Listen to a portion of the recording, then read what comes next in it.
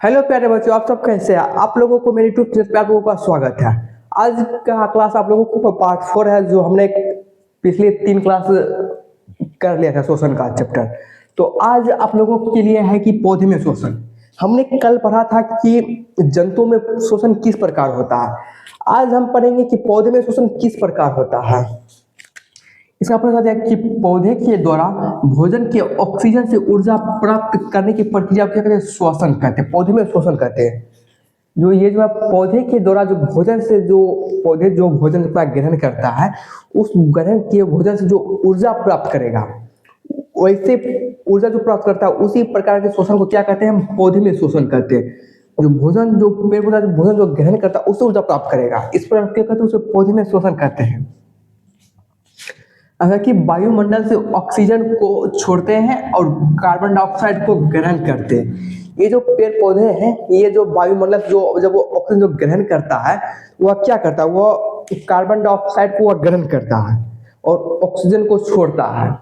और मानव क्या करता है? ऑक्सीजन ग्रहण करता है और कार्बन डाइऑक्साइड छोड़ता है। ये सब याद रखिएगा कैसे। बाकी पत्ती के रंध्रों में स्थित वातरंध्र होती है, जिसके सहायता से गैसों का आदान प्रदान होती है। पत्ती में जो एक स्थित होता है वातरंध्र होता है, और वातरंध्र की सहायता से ही जो है गैसों का क्या होता है? आदान प्रदान होता है पत्ती में। अब है कि गैसों का आदान प्रदान कहाँ कहाँ से होता है? सॉरी, गैसों का आदान प्रदान वो मूल रूप से होता है। अब है कि रंध्र रंध्र कहाँ में पाया जाता है? रंध्र पत्ती में पाया जाता है रंध्र। अब रंध्रिकाएं जो है वो कहाँ पे पाया जाता है? वो तना में पाया जाता है। अब है कि जड़ जड़ सॉरी, ये मूल रोम होगा। मूल रोम और मूल रोम कहाँ पे पाया जाता है? मूल रोम जड़ में पाया जाता है। नोट पॉइंट में दिया गया कि पौधे में शोषण के लिए कोई विशेष अंग नहीं होता है। पौधे में जो शोषण होता है उसमें फिक्स कोई अंग नहीं है कि ये पौधे जो शोषण करेगा वो जड़ से ही करेगा या तना से ही करेगा या पत्ती से करेगा। वो तीनों चीज से शोषण पौधे कर सकते हैं। और मानव में फिक्स अंग होता है कि फेफड़ा से वह सांस लेगा।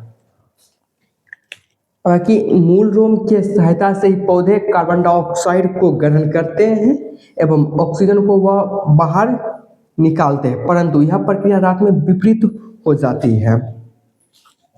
तब यह क्या कि जो दिन में जो है वो शोषण की प्रक्रिया पौधे में वह मूल रूप की सहायता से होती है।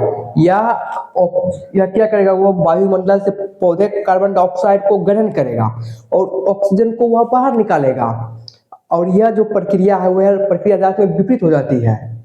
जो पेड़ पौधे हो वह रात में ऑक्सीजन को ग्रहण करेगा और कार्बन डाइऑक्साइड को छोड़ता है। इसीलिए हम लोगों को, मनुष्य को डॉक्टरों द्वारा मना किया जाता है कि आप सभी रात में पेड़ के नीचे मत सोया करिए, नहीं तो आपकी मौत भी हो सकती है। जब हमारे शरीर में जब ऑक्सीजन की जगह अधिक मात्रा में जब कार्बन डाइऑक्साइड जाएगा तो प्रॉब्लम हो जाएगी, इस वजह से मौत हो सकती है। इसलिए डॉक्टरों द्वारा सलाह दी जाती है कि रात को पेड़ के नीचे नहीं सोना चाहिए। अब बाद में एक बरगद का पेड़ नहीं, शायद बरगद का पेड़, हाँ, यह दिन में भी ऑक्सीजन ही छोड़ता है और रात में ही ऑक्सीजन छोड़ता है। बाकी सभी पेड़ विपरीत प्रक्रिया करते हैं। अब है कि रात में पेड़ के नीचे नहीं सोना चाहिए। यही बात दिया गया कि ये जो सलाह जो दी जाती है वही डॉक्टर द्वारा सलाह दी जाती है कि रात को पेड़ के नीचे नहीं सोना चाहिए, क्योंकि जो रात में जो पेड़ पौधे हैं वो ऑक्सीजन नहीं छोड़ते, वो बल्कि कार्बन डाइऑक्साइड छोड़ते हैं, जिस वजह से डॉक्टर हमें मना करते हैं कि नहीं सोना चाहिए है। आप लोगों को अब यहाँ पे दे दिया गया कि पूरा पॉइंट जो इतने पॉइंट से बन रहे लिखा दिए। इसमें से आप लोगों का पहला पॉइंट है कि वातरंध्र के माध्यम से ही पौधे में गैसों का आदान प्रदान होता है। पौधे में वातरंध्र कहाँ में पाया जाता है? वातरंध्र पत्ती के रंध्र में ये जो कोशिका जो होती है उसको क्या कहते हैं? वातरंध्र कहते हैं। ये जो वातरंध्र है वही पे पाया जाता है और वातरंध्र में जो गैसों का आदान प्रदान होता है। बाकी पौधे में जो गैसों का आदान प्रदान की प्रक्रिया को क्या कहते हैं? जो प्रक्रिया जो उसमें जो प्रक्रिया जो होता है उसमें क्या कहते हैं? उसे विसरण प्रक्रिया कहते हैं। पौधे में जो गैसों का जो आदान प्रदान होता है उस प्रक्रिया को क्या कहते हैं? विसरण की प्रक्रिया कहते हैं। उसमें हालांकि पौधे अपनी आवश्यकता अनुसार ही CO2 को ग्रहण करते हैं। इसका मतलब हो गया कि पौधे को पौधे को जो कार्बन डाइऑक्साइड की जितनी आवश्यकता होगी वह उतना ही वह ग्रहण करेगी है। बाकी श्वसन से प्राप्त ऊर्जा पौधे की वृद्धि, भोजन निर्माण, जैविक कार्य में काम आती है। मतलब श्वसन से में जितने भी उसमें ऊर्जा प्राप्त होगी वह पौधों को वृद्धि करेगा, उसका भोजन निर्माण में बनाएगा और भी जैविक क्रिया करने में उसको सहायता करती है।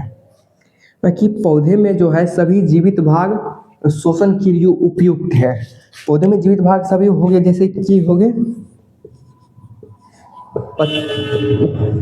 पत्ती हो गया, जड़ हो गया, मूल रोम हो गया आदि।